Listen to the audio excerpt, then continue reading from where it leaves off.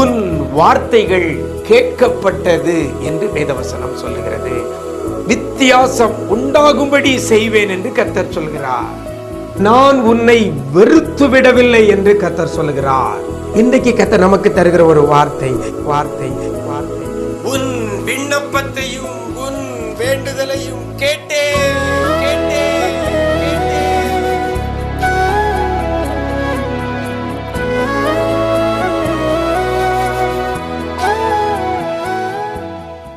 கிறிஸ்துவில் பிரியமானவர்களே, ஆண்டவரும் இரட்சகருமாக இயேசு கிறிஸ்துவின் ஈடு இணையற்ற நாமத்தில் உங்களுக்கு அன்பின் வாழ்த்துக்கள். நல்லா இருக்கிறீங்களா? எல்லாரும் ஆண்டவர் கிருபையில் நல்லா இருப்பீங்கன்னு கர்த்தருக்குள் நம்புகிறேன். இந்த நாளில் கூட கர்த்தர் நமக்கு தருகிற ஒரு வார்த்தை 1 ராஜாக்களின் புஸ்தகம் 9ஆம் அதிகாரம் 3ஆம் வசனத்தில் இவ்வாறாக சொல்லப்படுகிறது. நீ என் சமூகத்தில் செய்த உன் விண்ணப்பத்தையும் உன் வேண்டுதலையும் கேட்டேன் என்று கர்த்தர் சொல்கிறார். உன் விண்ணப்பத்தையும் உன் வேண்டுதலையும் கேட்டேன் என்று கர்த்தர் சொல்லுகிறார். இன்னைக்கு அநேகர் என் வேண்டுதலை யாருமே கேட்கலையே அப்படின்னு நம்ம நினைக்கிறோம். அநேகர் சொல்கிறது, நான் ஆண்டவரிடத்தில் ஜெபம் பண்ணிக்கிட்டே இருக்கிறேன், ஆண்டவரிடத்தில் வேண்டிக்கிட்டே இருக்கிறேன், அது இன்னும் கேட்கப்படலையே, என் விண்ணப்பமும் என் வேண்டுதலும் கர்த்தருடைய சமூகத்தில் எனக்கு கேட்கப்படலையே அப்படின்னு அநேகர் சொல்கிறோம். அப்படி தானே? ஆமாம், என் ஜெபம் ஒன்றுமே கேட்க மாட்டேக்கு அப்படின்னு நிறைய பேர் சொல்கிறீங்க. ஆனால் ஆண்டவர் சொல்கிறார், உன் விண்ணப்பத்தையும் உன் விண்ணப்பத்தையும் உன் வேண்டுதலையும் கேட்டேன் அப்படின்னு சொல்றாரு. சாலமோனை பார்த்து சொன்ன ஒரு காரியம், உன் விண்ணப்பத்தையும் வேண்டுதலையும் கேட்டேன். அதுக்கு முன்னால ஒரு வார்த்தை அழகாக சொல்லப்பட்டிருக்கிறது, எந்த விண்ணப்பம் எந்த வேண்டுதல். இன்னைக்கு அநேகம் நம்ம சொல்றோம், என் விண்ணப்பம் கேட்கல, என் வேண்டுதல் கேட்கல. ஆனா கர்த்தர் உன் விண்ணப்பத்தையும் உன் வேண்டுதலையும் கேட்டேன் என்று சொல்லுகிற ஆண்டவர், எந்த விண்ணப்பம் எந்த விண்ணப்பத்தை அவர் கேட்டாரு, எந்த வேண்டுதலை கேட்டாரு, அந்த வசனம் சொல்கிறது, நீ என் சமூகத்தில் செய்த. இதுதான் முக்கியமான ஒரு வார்த்தை. நீ என் சமூகத்தில் செய்த.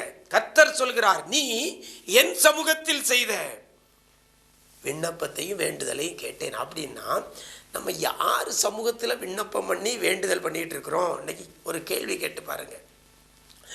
கர்த்தருடைய சமூகத்தில், கர்த்தருடைய சந்நிதியில், கர்த்தருடைய ஸ்தலத்தில் நம்ம விண்ணப்பமும் வேண்டுதலையும் வைக்கிறோமா?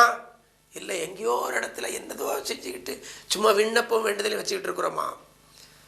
கர்த்தர் அழகா சாலமோன் ராஜாட்டா சொல்றாரு, நீ என் சமூகத்தில் பண்ணின விண்ணப்பத்தையும் வேண்டுதலையும் கேட்டேன் அப்படின்னு கர்த்தர் சொல்றார். எனக்கு அருமையான தேவஜனம். அப்போ நம்முடைய விண்ணப்பமும் வேண்டுதலும் எங்கே இருக்கணும்? கர்த்தர் சந்நிதியில் இருக்கணும், கர்த்தர் சமூகத்தில் இருக்கணும், கர்த்தர் இருக்கிற ஸ்தலத்தில் இருக்கணும். அந்நாள் தேவனுடைய ஆலயத்தில் போய் கர்த்தருடைய சந்நிதியிலே தன் இருதயத்தை ஊற்றினாள். அவள் அதன் பின்பு துக்கமுகமாக இருக்கல. காரணம், அவள் விண்ணப்பமும் வேண்டுதலும் கேட்கப்பட்டது. இன்னைக்கு கர்த்தருடைய சமூகத்தில் போய் விண்ணப்பம் பண்ணுங்க, கர்த்தருடைய சமூகத்தில் போய் வேண்டுதல் செய்யுங்க. திரும்ப சொல்கிறேன், ஊழியக்காரங்கிட்ட போய் விண்ணப்பம் வேண்டுதல் அநேகர் வைக்கிறோம். முடிந்த அளவுக்கு அதை தவிர்த்திட்டு விசுவாசத்தில் குறைவாக இருக்கிறவங்க, ஆண்டவர் அறியாத சகோதர சமயத்து பிள்ளைகள், அவங்க ஆரம்பத்தில் அப்படி இருக்கலாம். ஆனால் ஆண்டவரை சொந்த ரட்சகராக ஏற்றுக்கொண்ட தேவ பிள்ளையே, உங்கள் விண்ணப்பமும் உங்களுடைய வேண்டுதலும் கர்த்தருடைய சமூகத்தில் இருந்தால் கர்த்தர் கேட்பார். கர்த்தர் கேட்பார், கர்த்தர் கேட்பார். ஒன்று, அவருடைய சமூகத்தில் இருக்கணும். ரெண்டாவது, இன்னொரு காரியத்தை இதில் இருக்கிறத நான் உங்களுக்கு சொல்லுகிறேன். கர்த்தருடைய சமூகத்தில் பண்ணின விண்ணப்பமும் வேண்டுதலும் கேட்கப்படும். ஒன்று. ரெண்டாவது, எப்போ கர்த்தருடைய சமூகத்தில் பண்ணின விண்ணப்பம் கேட்கப்படும் அப்படின்னு ஒரு கேள்வியை நம்ம எழுப்புவோமேனால், இந்த வசனம் சொல்லுகிறது 1ஆம் வசனத்தில், 1 ராஜாக்கள் 9ஆம் அதிகாரம் 1ஆம் வசனத்தில் இருக்கிறது, எல்லாவற்றையும் கட்டி முடித்த பின்பு சாலமோன் ராஜா கர்த்தருக்கென்று கட்டின ஆலயத்தில் உள்ள எல்லா காரியத்தையும் முடித்த பின்பு அவன் கர்த்தர் சமூகத்தில் பண்ணின விண்ணப்பத்தை வேண்டுதலையும் கர்த்தர் கேட்டார். அப்படின்னா ஆண்டவருக்கு நம்ம செய்ய வேண்டிய காரியம், ஆண்டவருக்கு என்னெல்லாம் செய்யணும்னு சொல்லி நம்ம யோசிச்சிருந்தோமோ, நம்ம பொருத்தனை பண்ணியிருந்தோமோ, நம்ம ஒரு முடிவு எடுத்திருந்தோமோ, அதை முடிக்கணும். முதல்ல அதை முடிக்கணும், செய்து முடிக்கணும். அழகாக சாலமோன் கர்த்தருடைய ஆலயத்தையும் ராஜா அரண்மனையும் தான் செய்ய வேண்டும் என்று விரும்பின எல்லாவற்றையும் கட்டி முடித்த பின்பு, ஆண்டவருக்கு செய்ய வேண்டும் என்று சொல்லி விரும்பின எல்லாவற்றையும் நிறைவேற்றி முடிக்கணும். அநேகருக்கு ஆண்டவருக்கான ஓடணும் அப்படின்னு விரும்புகிறீங்க, அதை ஓடுங்க.